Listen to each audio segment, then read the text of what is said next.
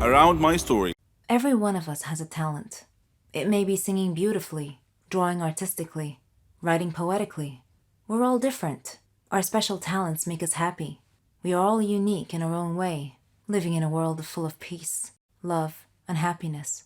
But what if our talent became our bane? Well, my talent did become my bane. Let me tell you how. My name is Jenny, and I'm 16 years old. I lived in a quiet neighborhood with my parents and my little brother Matthew. I didn't have a lot of friends or hobbies. I was only interested in social media, but I always had a feeling that I had something unique, something that distinguished me from others. Turned out I was right.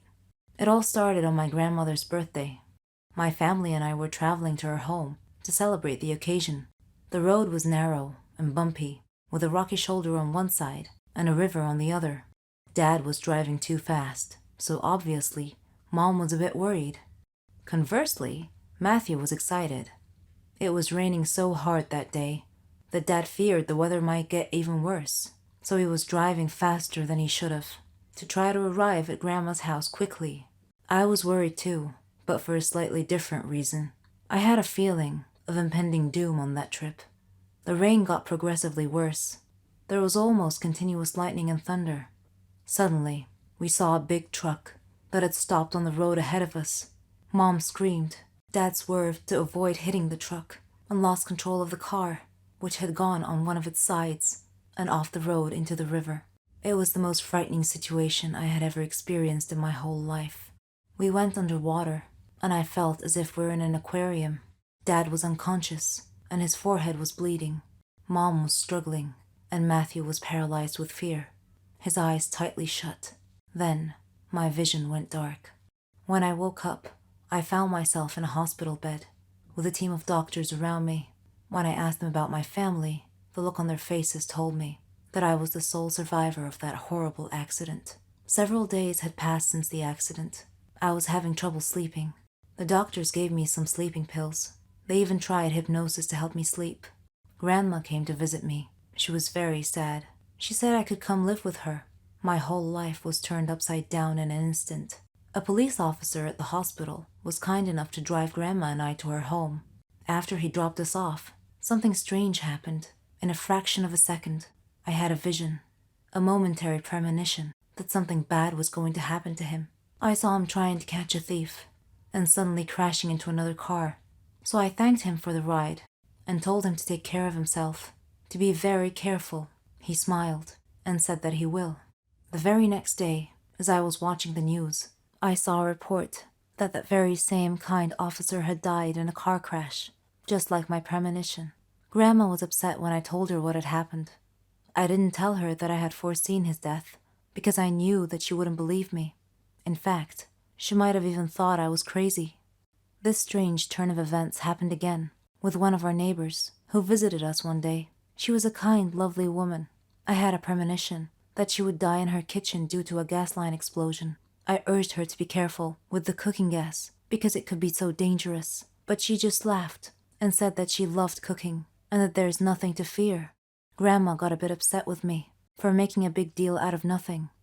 She said that I was just a little paranoid due to the accident, and that my imagination was getting way too overactive, and that I shouldn't try to scare people. Needless to say, the neighbor that I had warned did indeed die in a gas line explosion 4 days later. Coincidence? I think not. Am I somehow causing these incidents to happen? I couldn't help but think that I was somehow linked to the whole thing. I searched the internet for any information about this phenomena, and I found that it was common in people who had been involved in a traumatic experience, especially almost drowning incidents. I read a research that said that parts of the subject's brain would become very active.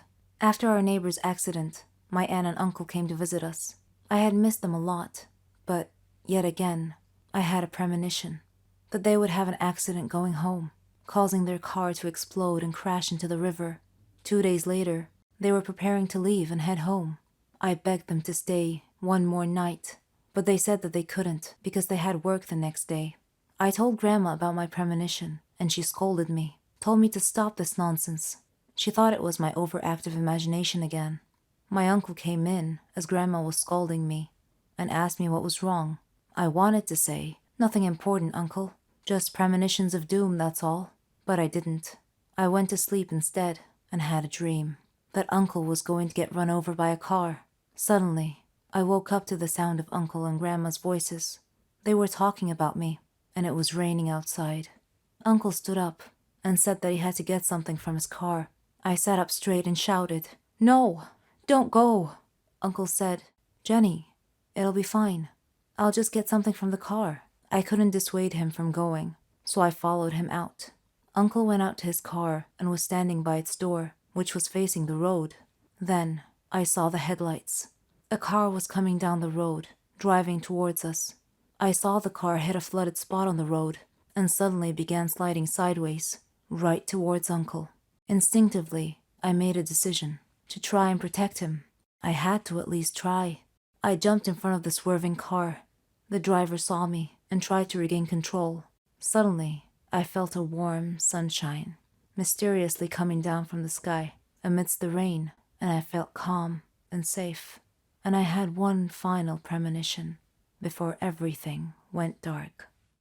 It all happened on my last holiday. It was a terrible experience. It was the worst holiday I have ever had. Me and my friend Renee, we decided to go to New Zealand. We were saving money for a very long time to go on this trip. It was our dream to go to the land of the Lord of the Rings. We had made reservations for flight at the end of July, and from that moment on, everything went wrong. It turned out that the flight was reserved for only one person, simply because a woman at the travel agency didn't understand us very well. I managed to reserve a flight, but a different one, so we couldn't go together. But I thought that it was not a big deal. My friend flew a few hours after me. I was going first.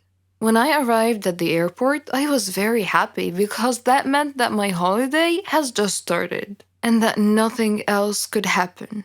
And I was mistaken. When the hour of my flight was coming, I queued up to the custom clearance. My passport was right, and the next thing I had to do was to go through the metal detector. When I was passing through, it started to beep. I was so scared. I was taken aside immediately, and I felt like a thief. It was terrible. The custom officer had taken me to another room and she told me to undress. I tried to explain that I had a belly ring and maybe it was the cause of the beeping, but she didn't want to listen. I had to undress. They took my clothes somewhere else, and I was standing alone in the middle of the room. I was shocked and stressed. The woman came back after about 5 minutes, which seemed to be ages for me. She gave me back my clothes, but I was not allowed to put them on. She checked me one more time with a small metal detector, which was obviously beeping in front of my belly ring. Of course, the custom officials went through all of my things, but they didn't find anything. I was late for my flight, so I had to wait for another one. My friend was supposed to meet me at the airport, and it was me who should be waiting for her. She was terrified that I was not there, but fortunately she decided to wait. After that horrible flight, we met at the airport and we went to our hostel.